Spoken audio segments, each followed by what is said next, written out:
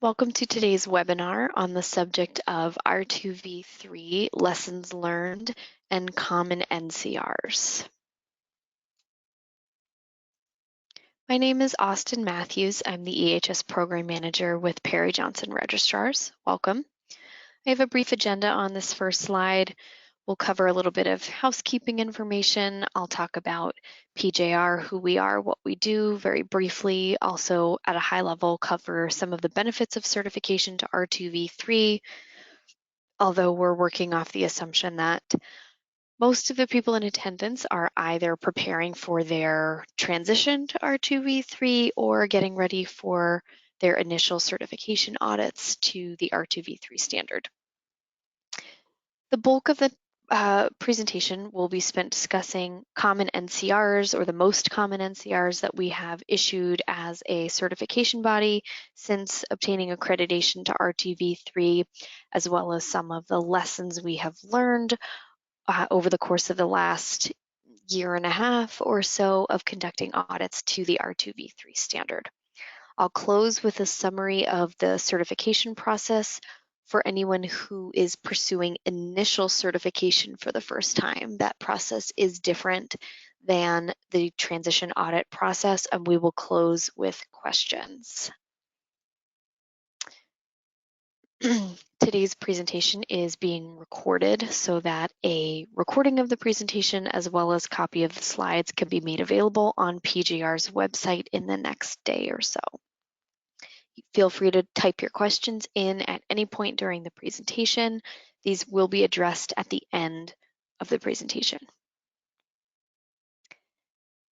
Today's free webinar certainly provides some insight, shares some of what we have learned as a certification body, as auditors in the field, as package reviewers, as technical audit package reviewers, and in our dealings with CIRI. However, CIRI maintains an R2V3 knowledge base on their website that provides a plethora of technical information, of formalized training, of published articles, Q&As, any relevant standard interpretations, and a variety of other details that would be helpful and can supplement the information provided here today during this short webinar. The knowledge base is a great resource. I encourage everyone to search for keywords or look up your questions there, look at the relevant sections of the standard in more detail utilizing the information CIRI shares on the knowledge base. They really are giving a lot of information on there and constantly adding to it as well. Perry Johnson Registrars is one of the leading registrars in the world. We have certified companies to a wide variety of standards around the world, as I mentioned. So this list is not all inclusive, but certainly gives an idea of our global presence as a CB for, again, a variety of standard certifications. PJR is accredited to grant certifications for a variety of standards. As I mentioned today, obviously we're discussing R2V3, but it's possible that some or all of these other standards will look familiar to you.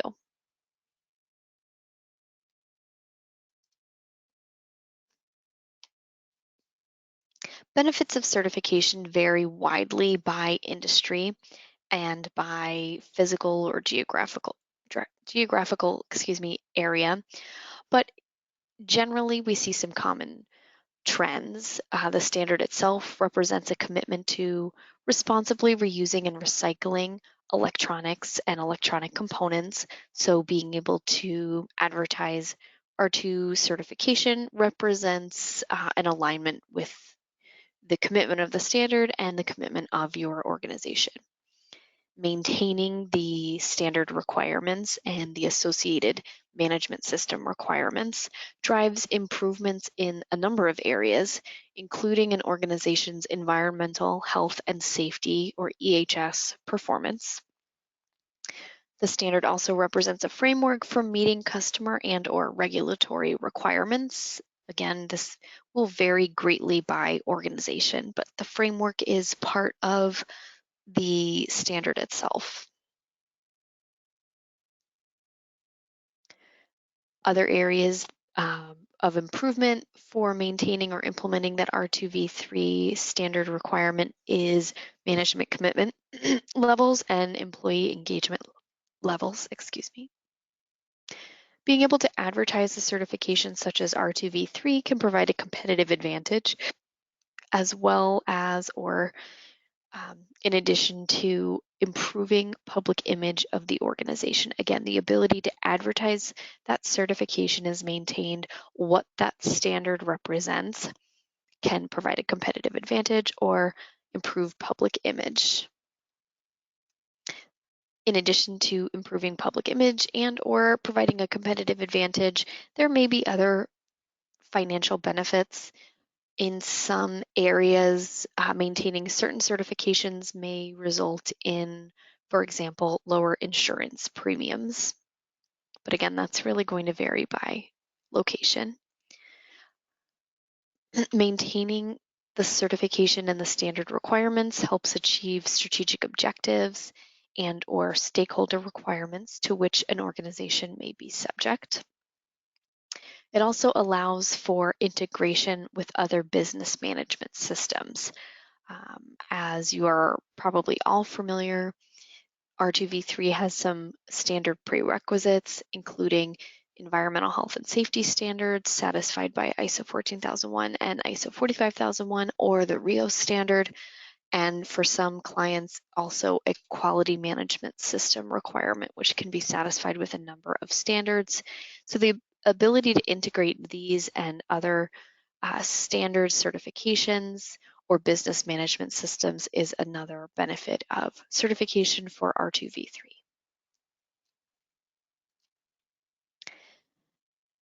So as a certification body, PJR is required to compile and report the number and nature of findings to CIRI. They collect this data from all of the certification bodies to understand or recognize trends, areas in which client organizations are commonly stumbling or working to improve their adherence to the R2V3 requirements. From that data, as well as feedback from our auditors and our technical package reviewers, we've compiled this summary within the webinar.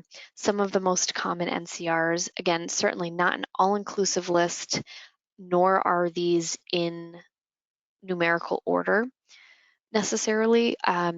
So we're going to go through some of the most common NCRs and at a high level, some of the details surrounding findings against those requirements. Again, you're going to really want to review those sections of the standard. You're going to want to take advantage of additional details within the knowledge base or training videos that CIRI has shared on those specific requirements to get a better understanding of the exact deficiencies. But we did want to share these trends with our client organizations, and we will continue to keep these slides updated as those trends shift over time. A very common NCR, as it was in R2 2013 as well, is the concept of downstream due diligence. So typically we see this falling under Appendix A for client organizations that qualify for Appendix A.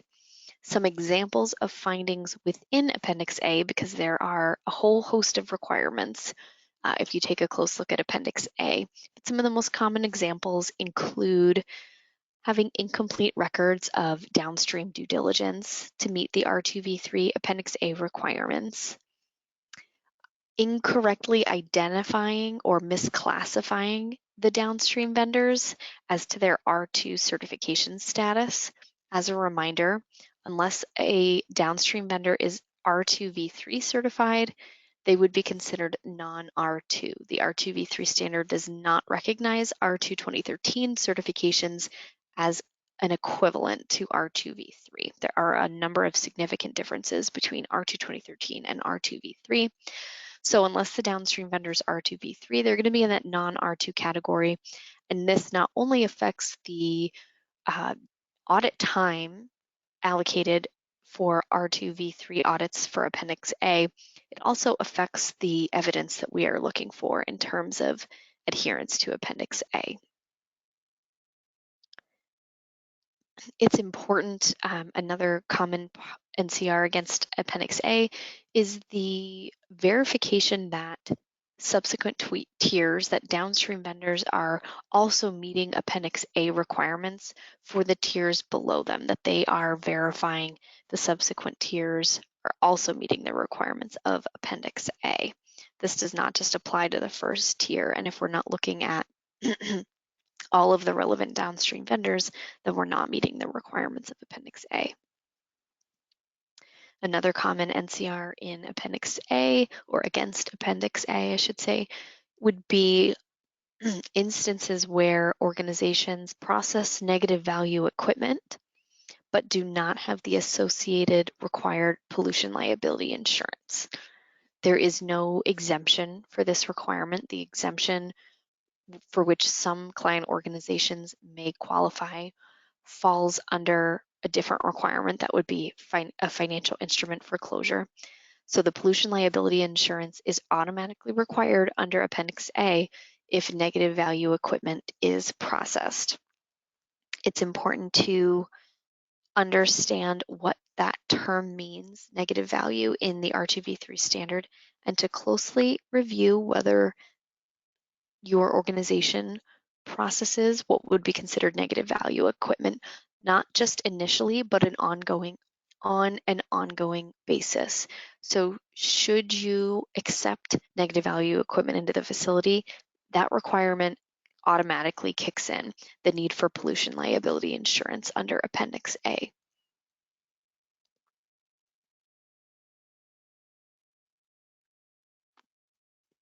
Another common source of NCRs is Appendix B for companies who qualify for Appendix B.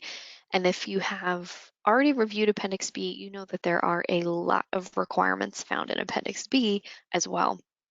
So just in general, some of the common themes for NCRs written against Appendix B include having insufficient processes or not having sufficient processes for adhering to all of the requirements in Appendix B. So missing some of the requirements found within Appendix B.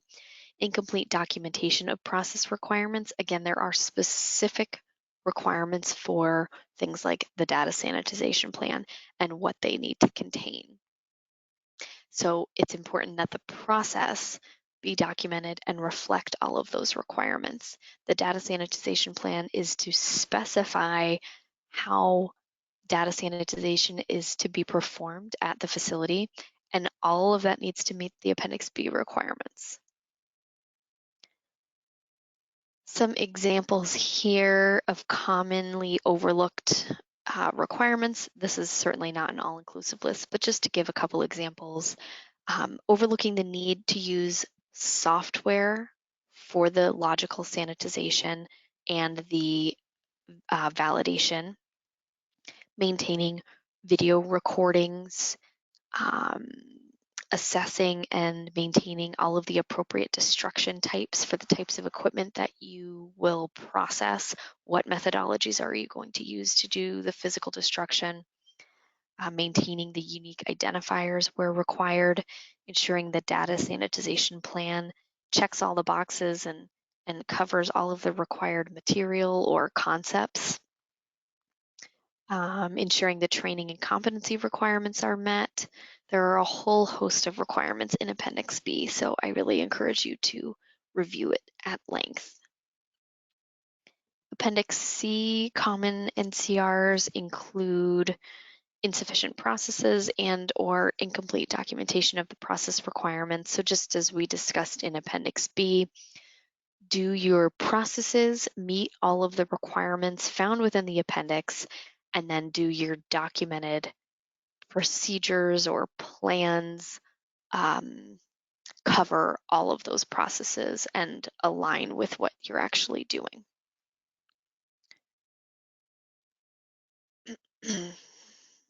Some examples might include maintaining individualized records, accounting for all relevant types of media, Ensuring the reuse plan includes all of the applicable requirements, utilizing the REC categorizations, things like that. Within core requirement 1, it's really important to make sure that all relevant names are included in the certification, that the R2V3 scheme is appropriate since it affects audit time, the approach for our auditing, the certificate itself, and ensuring that we are adhering to appropriate scope verbiage. The code of practice for R2V3 is very specific in what terminology is and is not allowed, and that it needs to align with the appendices for which a client qualifies, as well as the types of electronics they process. It also needs to include all of the types of equipment that are being processed, all of which we need to be able to sample and audit. It wouldn't include types of electronics or processes that are planned for the future, but if we have a scope that is specific to cell phones and tablets and you start processing laptops and hard drives, we have a problem. Core requirement 3 requires risk assessments and evaluation of exposure. So that's a common source of NCRs for core requirement 3, not having conducted that risk assessment or having an insufficient process for evaluating those exposures on a periodic basis, and or being able to provide evidence or demonstrate that that monitoring is in fact occurring. Common NCR for core requirement 5, certainly not an all-inclusive list here, but incomplete or missing summaries of transactions is a common one. There are also a number of requirements for the focus material management plan. That is another common source of NCRs to make sure that that document is also checking all the boxes. Core requirement 6, another common area for NCRs. Again, the concepts of, do the processes you have planned meet the requirements of the relevant section of the standard, and have you documented those processes in alignment with what you actually do? So are you doing what you say you'll do, and are the processes set up to meet the requirements of the standard? Some examples might include, again, utilizing the REC categories, whether the categorization used is appropriate, having adequate and available test records, making sure that materials are sorted appropriately for subsequent processing, to have a mechanism to assess for reuse value, for example. Various requirements for sampling. There are a number of concepts discussed here, but just wanted to cover the core requirement 6 common NCRs at a high level there. Core requirement 7, another common source of NCRs, and some overlap with Appendix B here, but do your data security processes align with the requirements of the standard, and are your documented procedures or plans robust enough to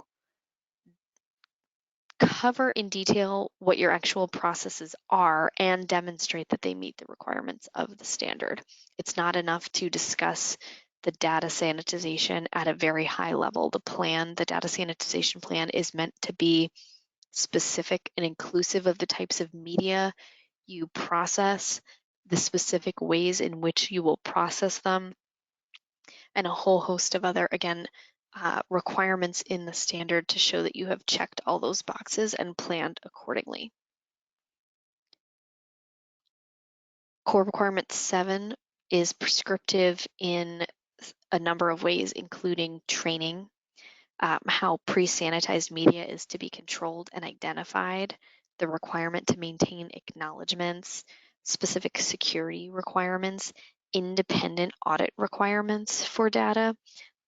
Those are some of the most common NCRs written against core requirement 7.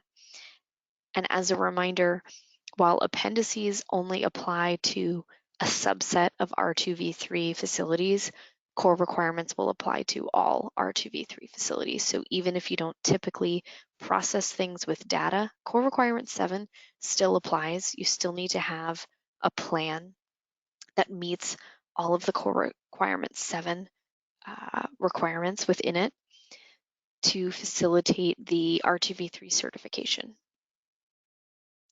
Core requirement 9 is another common source of NCRs. Some examples include incomplete closure plans, having an insufficient process for, or conversely, insufficient evidence of a financial instrument. We also see insufficient insurance coverage. So this may have to do with, we talked about earlier, mistaking the exemption for insurance where it's actually the financial instrument piece. We already talked about the concept that the financial instrument exemptions only apply to some organizations, so perhaps misapplying that exemption or not having evidence to support the exemption. I'm trying to think of some others, but that's a summary of the most common core requirement 9 NCRs as of now. So shifting away from the specific NCR data for the moment, moving into some of the lessons we have learned along the way. We have learned as a certification body, and will continue to learn, how important the identification of the applicable appendices are.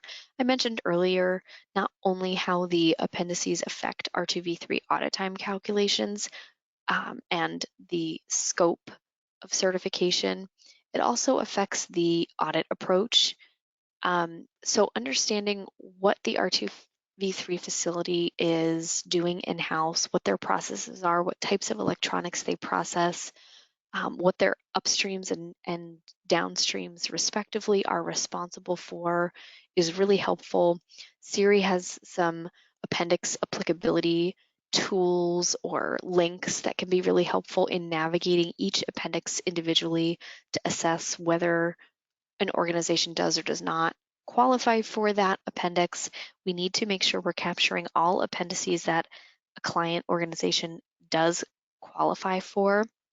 Those would not be optional, but also not misapplying any and focusing on areas where we shouldn't be. So this is something that we have really improved our processes with since beginning R2V3 audits.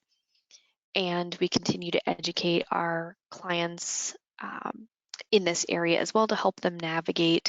We have mechanisms such as the contract validation that occurs before your R2V3 stage 1 or R2V3 transition audit to confirm the appendices are as appropriate as we can without actually getting on site just yet to do that.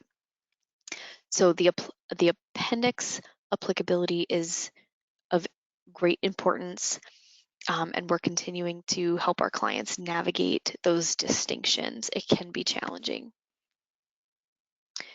Another lesson learned, I would say more so for our clients, has been the need to add a certified quality management system certification. In some instances, there are a handful of appendices that require QMS certification, as I mentioned earlier.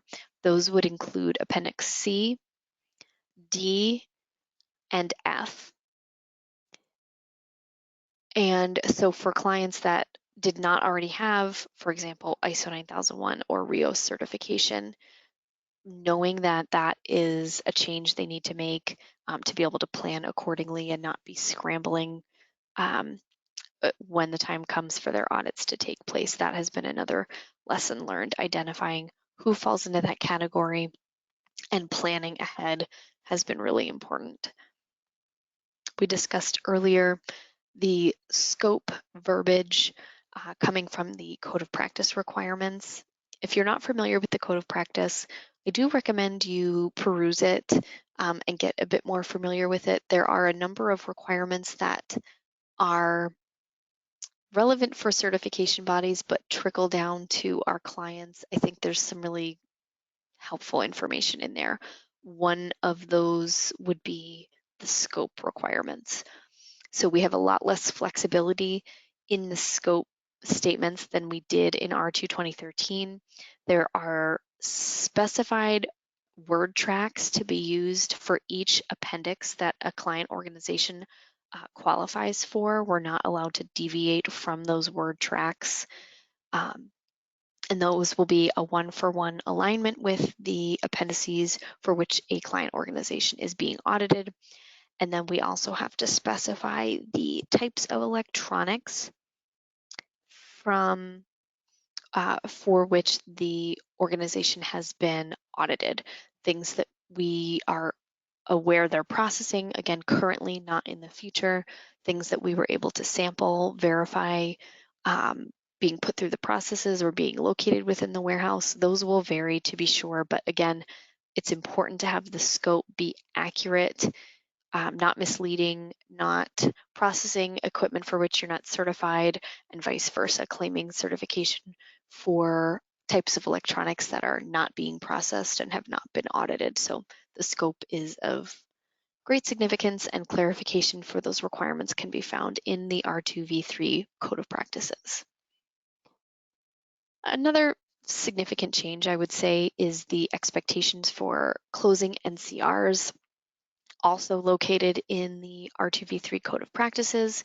Siri has presented with R2V3 some changed expectations, some changed deadlines for responses for objective evidence, as well as the need to have a revisit for all NCRs, regardless of whether they are classified as minor or major.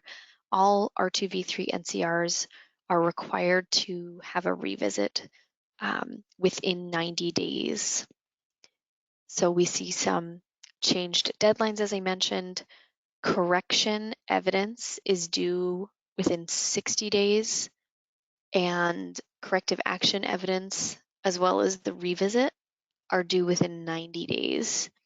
There are some nuances depending on what type of audit we're talking about and whether a certificate is expiring, but in general, those are the deadlines that we're utilizing and being held to. And even just being aware that the revisit is required is something that I think is really important for clients to know. We are able to do the revisits virtually if the client is a good candidate and hasn't had any significant changes, or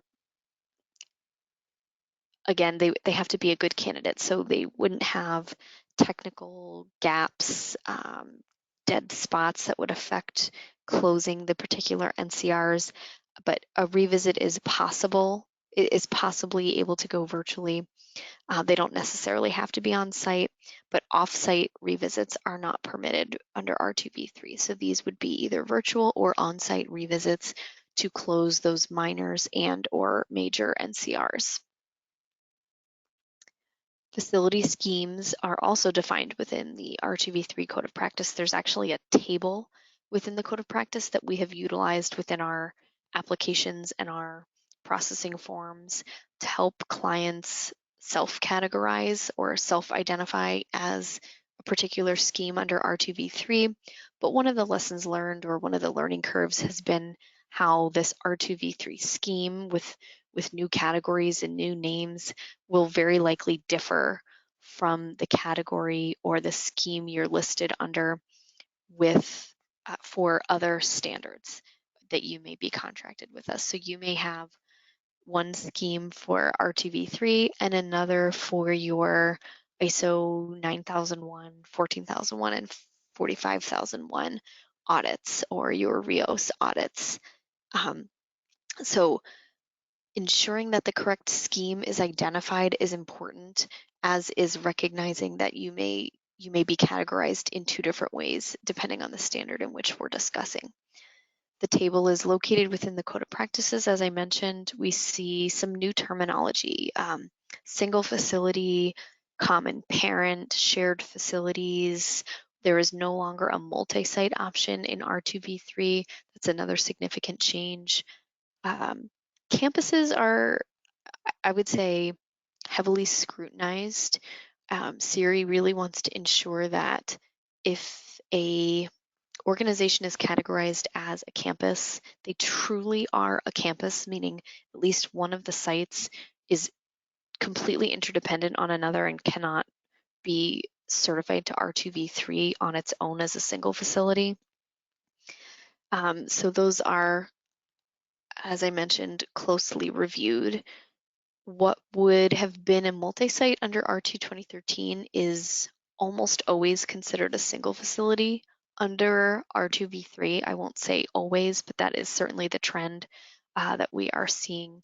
Most multi-sites, if they were a true multi-site under R2 2013, would not qualify as a campus under R2V3. So those are some important shifts to understand as our clients get ready for R2V3 audits. And the other bulleted item on this slide is the concept of virtual audits. Again, here I'm referring to the R2V3 Code of Practice, which outlines what types of R2V3 audits are and are not allowed to be performed virtually and under what circumstances a client's audit would need to be on site. I can say that this is separate and different from the virtual approach for non-R2V3 audits. For example, RIOS or ISO 14001 are not subject to these same requirements, and you may see integrated audits be approved to go partially virtual so that we can adhere to both sets of requirements.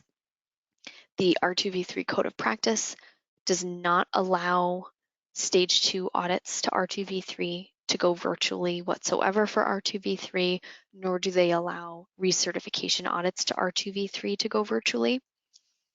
It is required that at least one of the two surveillance cycles within the 3-year certification cycle is on site.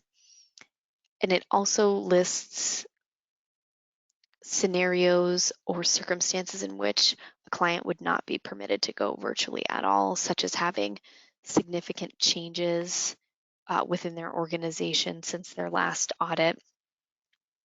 Or, of course, if a client organization is not a good candidate for virtual audits, perhaps they have a poor signal or the signal keeps getting dropped, their signal doesn't reach throughout the entire facility, they don't have a webcam, they don't have headsets or microphones, or the facility is very noisy.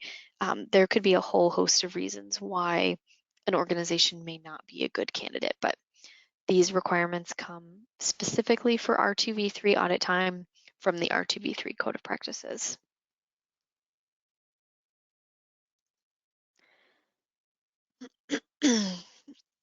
For clients who are preparing for their initial certification to R2V3, I've included a brief summary of the certification process. As a reminder, this does differ from clients who are transitioning from R2 2013 to R2V3. So for those of you falling under that category, just bear with me as we summarize this process, and then we'll get to any questions that you might have. But for those of you pursuing initial certification to R2V3, so you're not transitioning from R2 2013, you're coming in brand new for R2V3 with a stage 1 and stage 2 audit.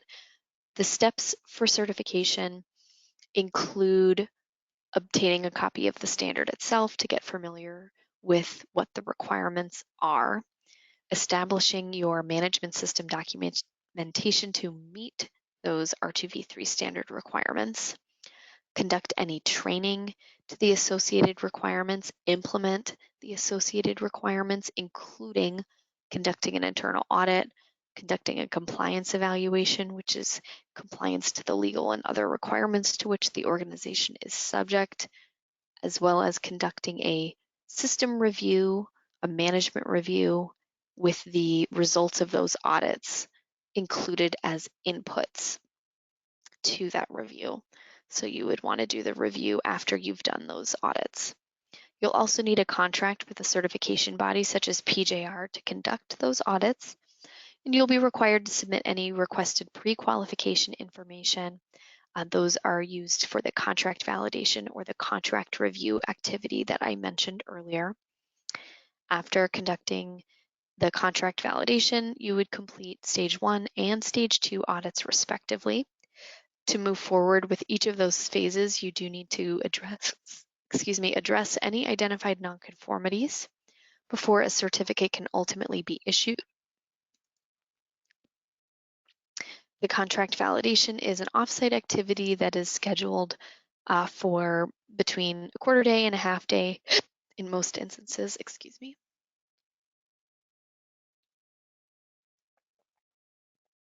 Stage 1 audits are primarily documentation reviews. They evaluate your readiness to move on to stage 2. Again, any identified NCRs do need to be resolved before moving on to the stage 2. Stage 2 is a full system audit. We sample all the processes, all of the shifts, really get a sense of the effectiveness of the implementation of the standard in the system. Again, any NCRs identified do need to be resolved before certificate issuance, and this is where we see those deadlines in the code of practice kick in, 60 and 90 days respectively. Any NCRs from a stage 2 on require a revisit. The only exceptions to the revisit requirement would be stage 1 NCRs, unless the auditor feels a stage 1 revisit is necessary, which may happen depending on the nature or number of the findings. As I mentioned, R2V3 stage 2 audit time is required to be on site per the R2V3 code of practices. Once the stage 2 audit package is closed, the NCRs are approved, the package goes on to the technical review phase, which can take 6 to 8 weeks or more at this time, with so many clients transitioning and being audited to R2V3 before the certificate is ultimately received. In the meantime, we can certainly issue a letter of recommendation indicating that we have performed your audit and that you have been recommended for certification pending that technical review process and issuance of formal certification. After issuance of the certificate, you enter the surveillance cycles. Those are the 2 subsequent years for the 3-year certification cycle. The surveillance audits are typically on annual intervals, but we do see some semi-annual contracts depending on client's preference and some other factors.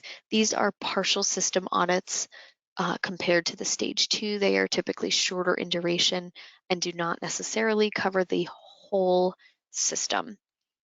The recertification audit is conducted during that 3rd year of the cycle, and this includes, again, all the shifts, all of the processes.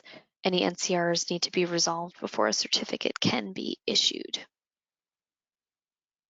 And the cycle begins again with the issuance of a 3-year certificate. So you wouldn't repeat the stage 2, but you would go from recertification audit to 2 more years of surveillance audits from there. I know I went through some of that information pretty quickly. I wanted to allow time for questions. So feel free to type those into the question field if you have not already done so. And in the meantime, I am going to put my contact information on the screen for your reference. I can be contacted via email or phone. Email is my preference. I do work part-time. That way I can get back to you when I am available to do so. I've also included the sales department contact information if you are a new client who does not already have a contract and is looking for a quote to understand how much audit time would be required or what those costs would look like. The sales department can assist you to that end. Let's see what questions we might have.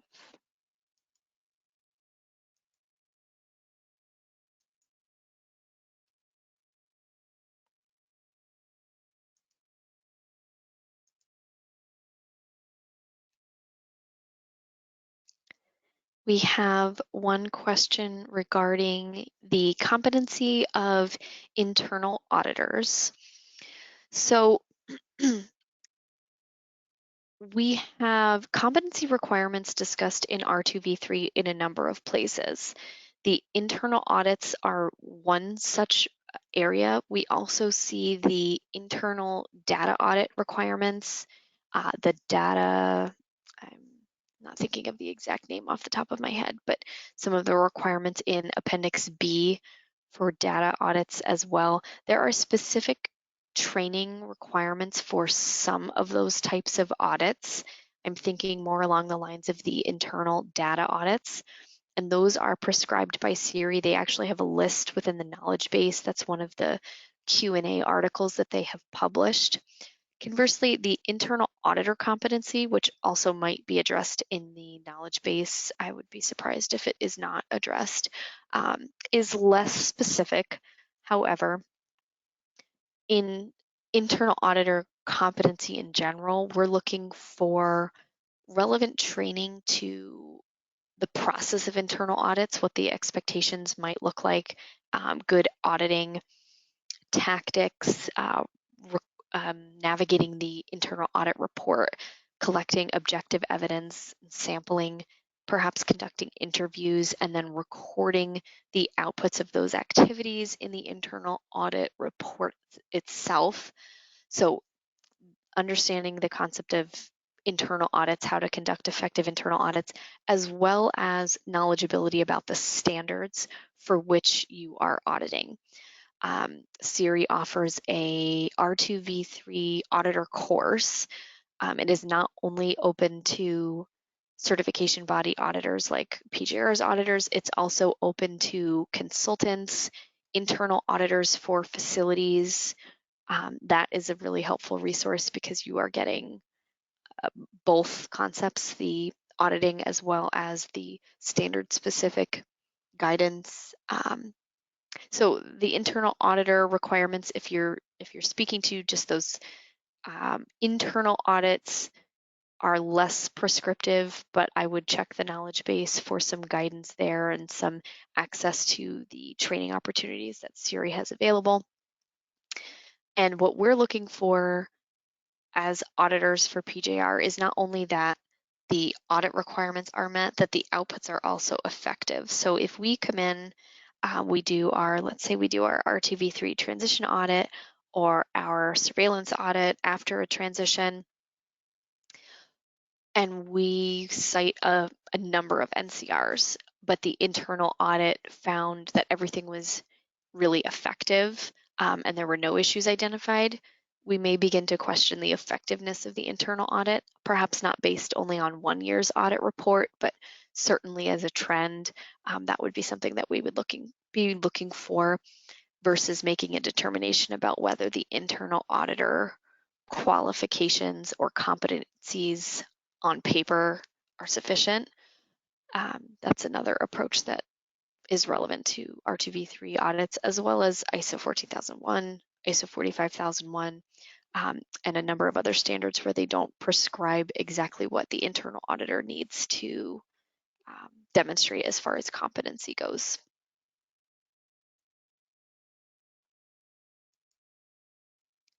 Looks like there's a follow-up question. Is there an internal audit checklist for R2V3 like there was for R2 2013? Where can we find it? Again, I would refer you to the knowledge base on CIRI's website for R2V3. I know there is an R2V3 readiness checklist. I know there is a comparison between the R2 2013 and the R2V3 standard on the knowledge base. Whether there is an internal audit checklist, I can't say off the top of my head, but that would be the first place that I would look. So I recommend that you check there. Another question for an organization certified to ISO 9001 and TL 9000, but not yet ISO 14001 and ISO 45001, can the R2 audit be combined with the ISO 14001 and ISO 45001 audits during the same stage 2 site audits? So it depends on whether the R2V3 audit is a stage 2 audit, or whether you're talking about your R2V3 transition audit. My answer differs based on that. So if you are already ISO 9001 certified, you are pursuing initial certification to R2V3, ISO 14, and ISO 45, yes, potentially they can be conducted together. However, we see some nuances there. Not all 14 and 45 auditors are R2V3 auditors. They could be assigned to different lead auditors based on auditor availability. The stage 2 for R2V3 audits needs to be on site. If it's possible for the 14 and 45 audits to be virtual, then again, they could be separated or assigned to different auditors. So it's not a guarantee that they would be scheduled together, but is it possible? Yes. If we're talking about an R2V3 transition audit and ISO 14 and 45 stage 2 audits, they would not be under the same audit number because they are falling under different types of audits within the cycle, one being a stage 2, the other being either an annual surveillance or a recertification audit, depending on what audit you're transitioning in. All of that to say they could potentially share audit dates or be scheduled back to back or close together, but they would not be considered one audit. They would have different audit numbers, possibly differing auditors and audit dates. I would need more specific information to answer that even more specifically. But that's definitely something that you can work through with your scheduler, express preferences for them to be either together or separate, and we can do our best to accommodate getting them as close together as possible. I don't see any other questions at this moment. I will hang out for another minute or two in case someone is busy typing. Certainly you have my email address and phone number, as well as information for the sales department should you have any questions subsequently. And in case no one else is typing and you're getting ready to hop off, thank you so much for joining us today. Again, I will keep these slides updated if we see changes in the trends in the most common NCRs or add to the list of lessons learned. But if you have an upcoming R2V3 audit, I do hope the content of this webinar is helpful. Feel free to check out the recording, the slides on PGR's website when they're available, and to tune into future webinars for any additional content. Thank you and have a great day.